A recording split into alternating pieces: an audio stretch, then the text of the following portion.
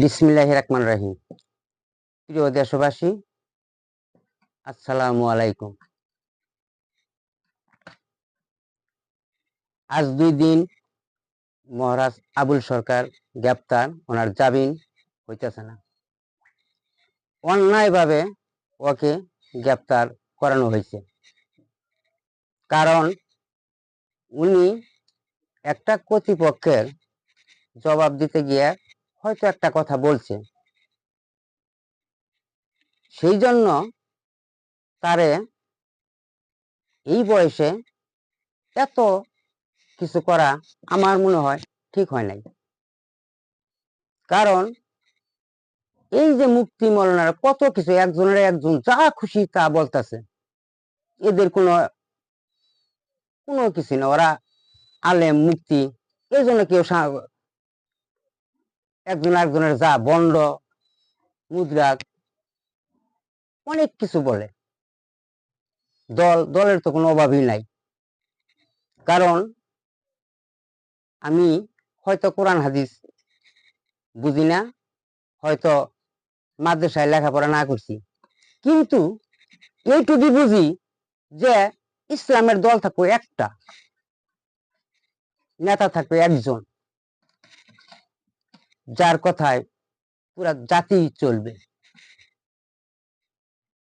আজ সেই ইসলামকে নিজেরা নিজ নিজ দল দিয়া সাধারণ যারা ইসলাম না বোঝে তাদেরকে বিভিন্ন ভাগে ধোঁকা দেওয়া হচ্ছে আমার মনে হয়।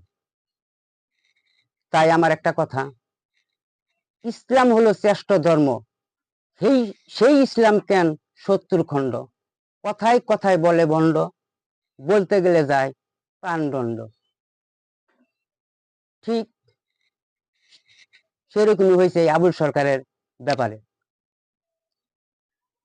কারণ কত মুফতি মৌলানা, কত টাইটেল পাস করা, তারা মুফতি আমির হামজা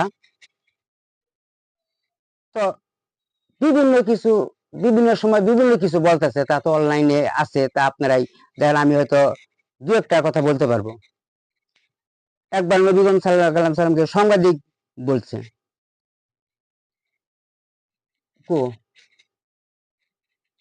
নবী করিম সাল্লামের যে সাংবাদিক বলে বা আল্লাহ এখানে যে কুটির কথা, তাকে মুদ্রার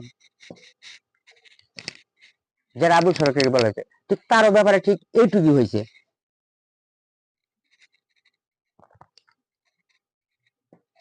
মিজানুর রহমান আজারি ইসলামের বহুত কিছু জানে, সে অনেক বড় জ্ঞানী, আমিও মানি যে সে জ্ঞানী, কিন্তু তারও তো একটা ভুল হয়েছে। সে আল্লাহ এবং রাসূলকে শালা বলছে।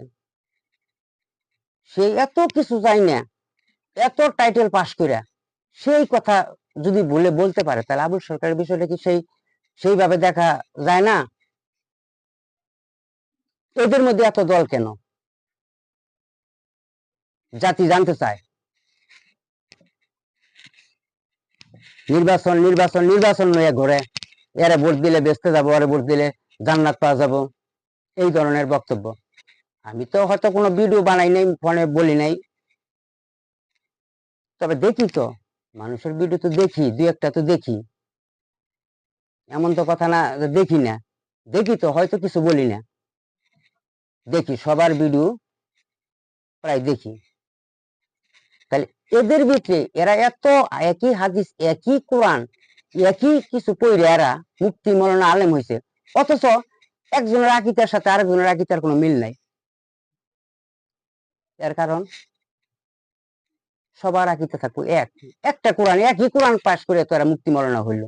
তাহলে একজন একজনের বলতেছে বন্ড, আরেকজনের বলতেছে বলতেছে মানে যা খুশি তা। ব্যবসা যার যার কত কিছু সাইজা যার যার ব্যবসার খুলে নিছে। এটির নামে কি ইসলাম? এখন আমরা কোরআন হাদিস বুঝি না, এখন আমরা কার পিছে যাবো? এখন তো একটা বিতর্ক, মানে মাঝখানের ভিতরে বলেছি যে আমি নিজে আমারটা আমি কই, আমি যতদূর জানি, আমার যতদূর জ্ঞান আছে, এই যে তুগুলা দলে যে হেজমত তৈরি কত নাম, এখন কার পিছে যাবো? আমি তো কিছুই জানি না। ওই ওয়াজে যাই, ওয়াজ শুনি সারাদিন, রাত হই নাই, সুবহানাল্লাহ আলহামদুলিল্লাহ যখন যা কই আইতেছে এইটুকু। তাহলে এখন সাধারণ মানুষ যারা কোরআন হাদিস বোঝে না, তারা এখন কি করবে? কোথায় যাব? তাদেরও তো বেঁচতে যাওয়ার ইচ্ছে আছে, সবারই তো বেঁচতে যাবে, কারণ মুসলমান আমরা বেঁচতে যাওয়ার ইচ্ছে তো সবারই। এখন আমি কোথায় কার পিছে যাব?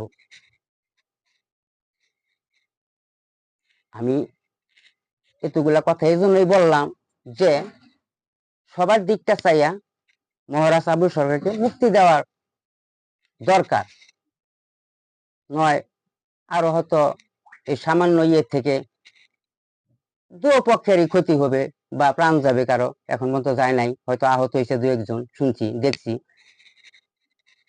মোবাইলে দেখছি, বাস্তবে দেখি নাই।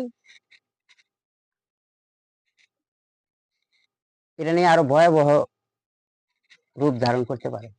তাই সব দিক বিবেচনা করিয়া আমি ডক্টর ইউনূস কে বলি ওনারে মুক্তি দেওয়ার জন্য, তাতে ভালো হবে বিলা মঙ্গল হবে না। কারণ কোন মাজার পূজারী ধর্মের সাধু মনে করেন যত কিছু করেন, এরা কখনো কোনো ক্ষমতার লোভ করে না, এরা কোনো ক্ষমতাকে ই করে না, এরা কোনো রাজনীতির সাথে জড়িত নয়, এরা সাদা সিধা মানুষ। আমি যদ্দূর জানি, আমি যদ্দূর চিনি, সাদা মনে মানুষ। হয়তো সবগুলা তাও না, এখানেও খারাপ আছে, এই যে মলনার কই নাই, এদের ভিতরেও ভালো আছে, সবাই তো খারাপ না। সবাই কি খারাপ? ওই তো মাজার পূজার মধ্যে সব কিছু আছে খারাপ, কিন্তু সবাই তো খারাপ না। সেই দিকটা বিবেচনা কইরা ওনারে আমি মুক্তি দাবি করছি।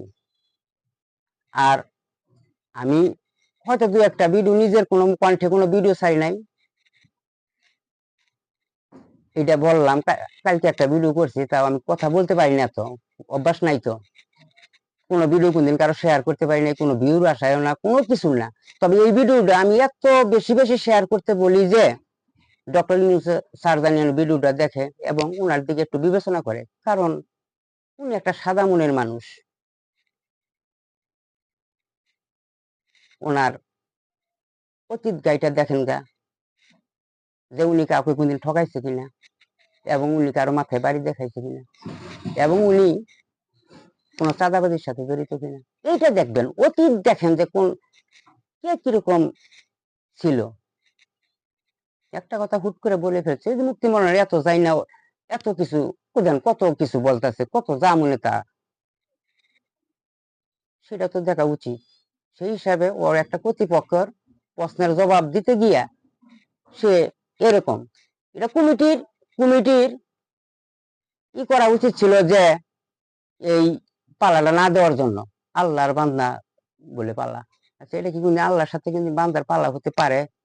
পারে না। কিন্তু বিবেচনা করে যদি পালাটা দেওয়া উচিত ছিল, আর ওনাদেরও হয়তো নেওয়া উচিত ছিল। এখন পালা প্রতিপক্ষের পালা, এখন সেও জিতবো বলবো, কিন্তু আল্লাহ তো ওর অত আল্লাহ, ওকে আল্লাহ কি কথা বলবো? না। প্রতিপক্ষের জবাব দিতে প্রমাণ, ওখানে প্রমাণ হাজার হাজার দর্শক আছে বা আছে, তাদেরকেও যাই না জিজ্ঞাসা বলা কমিটি আছে, তারাও তো ছিল এখানে। তাহলে এটা বিবেচনা করে আমি আবারও অনুরোধ করে বলছি আবুল সরকারকে মুক্তি দেওয়ার জন্য। আর আমার এই ভিডিওটা বেশি বেশি শেয়ার করেন, যাতে ইউনূস স্যারের তুলে যেন পৌঁছে। খোদা হাফেজ, আসসালামু আলাইকুম।